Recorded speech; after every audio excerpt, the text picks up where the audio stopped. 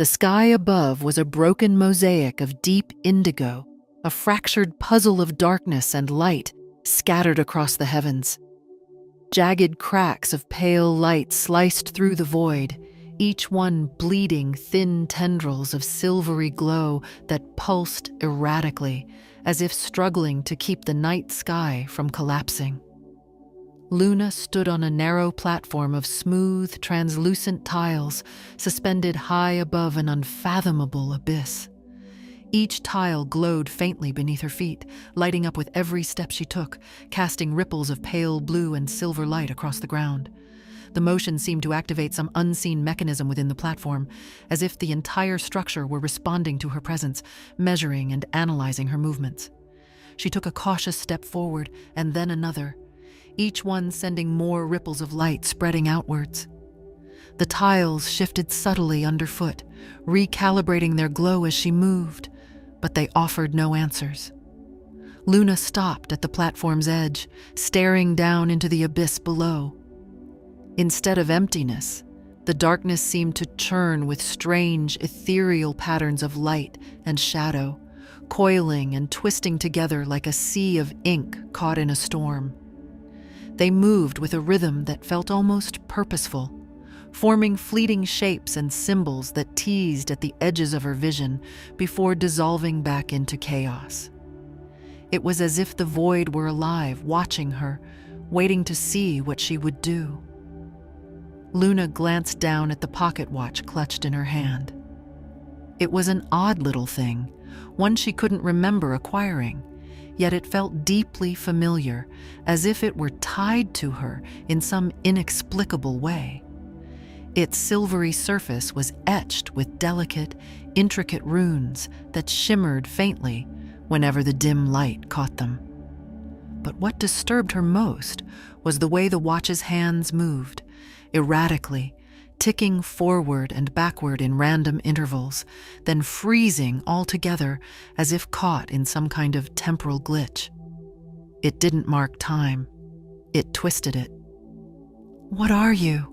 she murmured, brushing her thumb across the watch's smooth surface. The metal vibrated softly under her touch, almost like a heartbeat. A chill ran down her spine, but she kept her gaze steady. Whatever this place was, and whatever this object was supposed to be, she would find out. She had to. There was no turning back. "Curiosity," a voice murmured from behind her, low and smooth, "can be a dangerous thing." Luna spun around, heart leaping in her chest, but she kept her expression calm and steady. A figure stood at the far end of the platform, silhouetted against the fractured glow of the sky. He was tall and lean, his form wrapped in a cloak of shifting shadows that rippled and folded like liquid smoke. His face was hidden behind a mask, split neatly down the middle, one half a stark, polished white, etched with delicate patterns of light, the other as black as onyx, featureless. His eyes, twin orbs of silver light, glowed softly within the mask's slits, watching her intently. "Who are you?" Luna demanded, lifting her chin. She wouldn't give him the satisfaction of seeing her flinch. There was no room for fear here. She would face whatever this world threw at her. The figure tilted his head slightly, as if considering her. "Names are fragile things here," he replied softly, his voice carrying a faint, melodic hum like the vibration of a finely tuned instrument. "But you may call me Causalus, the Keeper of Paths." "Keeper of what?" Luna frowned, refusing to let herself be intimidated. "What is this place, and why am I here?" Causalus took a step forward, the tiles beneath his feet lighting up in a cascading ripple of colors, pale blue, silver, and soft gold, each one resonating with his very presence. "You are in Riveria," he murmured, "the labyrinth of dreams, a place where reality and unreality merge, where the mind's deepest questions and darkest secrets take form." "Dreams?" Luna shook her head, frustration simmering beneath the surface. What are you talking about? Is this some kind of virtual world? A simulation? If only it were so simple, he mused, a note of amusement creeping into his voice. Reveria is not bound by the rules of your reality. It is neither digital nor physical, neither here nor there. It is possibility, wrapped in paradox. Why am I here? She pressed. What did I do?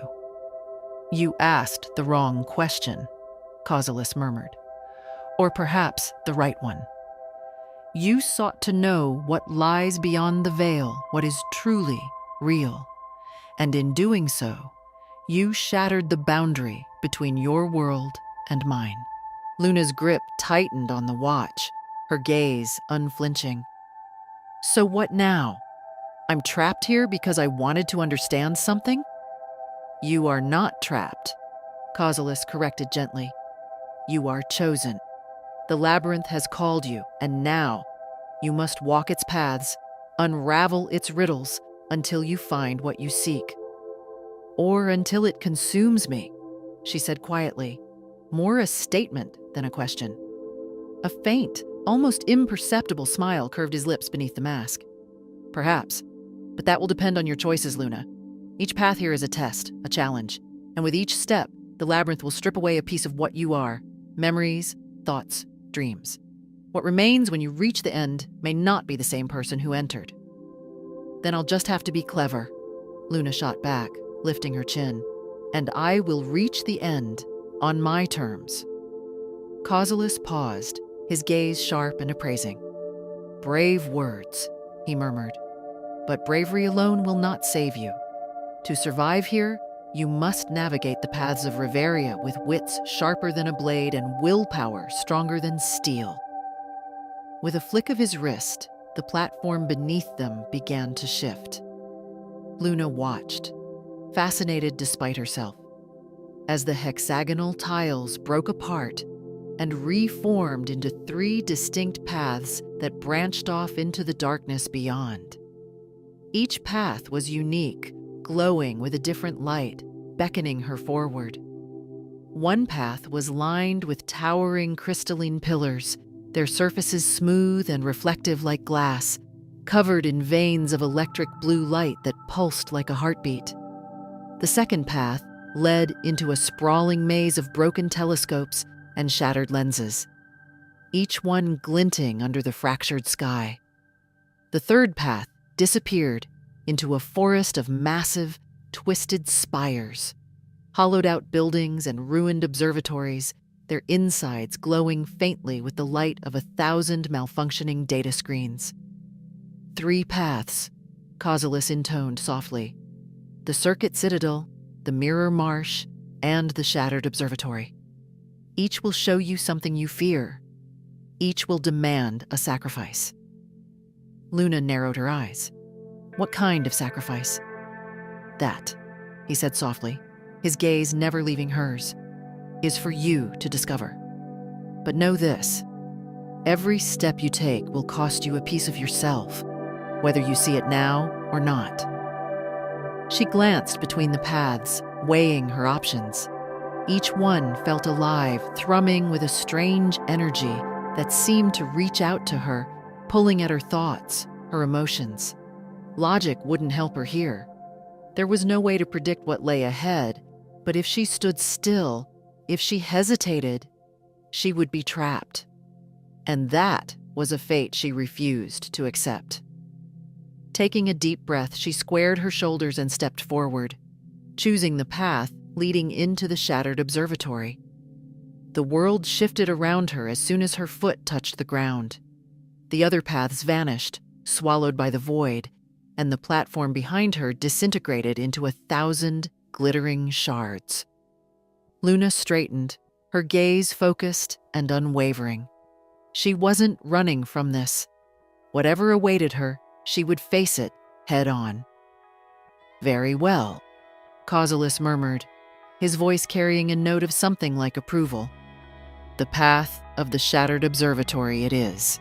Luna stepped forward, feeling the world shift beneath her as the platform shattered and the shimmering paths of light vanished into the abyss. For a moment, she hung suspended in midair, the sensation both weightless and terrifying. Then, with a rush of vertigo, the darkness around her folded inward, and she was no longer standing on the platform at all. The world reassembled itself around her in a blur of color and motion, twisting and warping as if reality itself were trying to decide what shape it wanted to take. She stumbled as solid ground materialized beneath her feet, the sudden impact jarring her bones. Luna caught her balance, breathing hard, and looked up.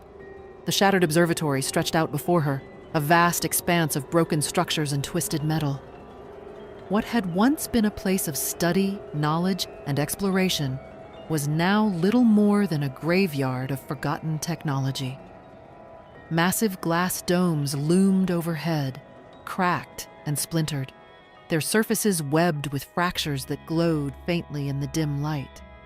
The ground beneath her feet was littered with debris, shattered lenses, broken panels, and twisted beams of metal protruding from the earth like the bones of a long-dead giant. Luna took a cautious step forward, the sound of her boots crunching on glass echoing through the hollow space.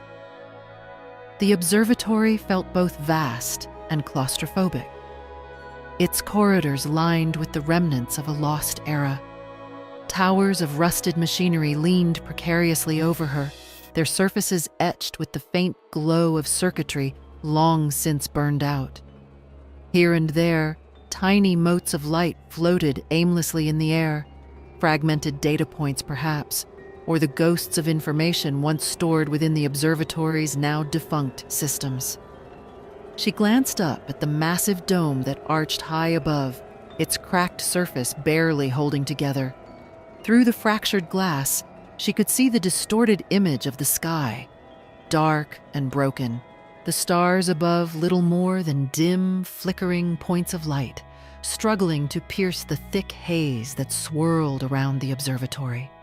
The entire structure seemed to groan softly, as if the very air were alive with the weight of old memories and long-forgotten secrets.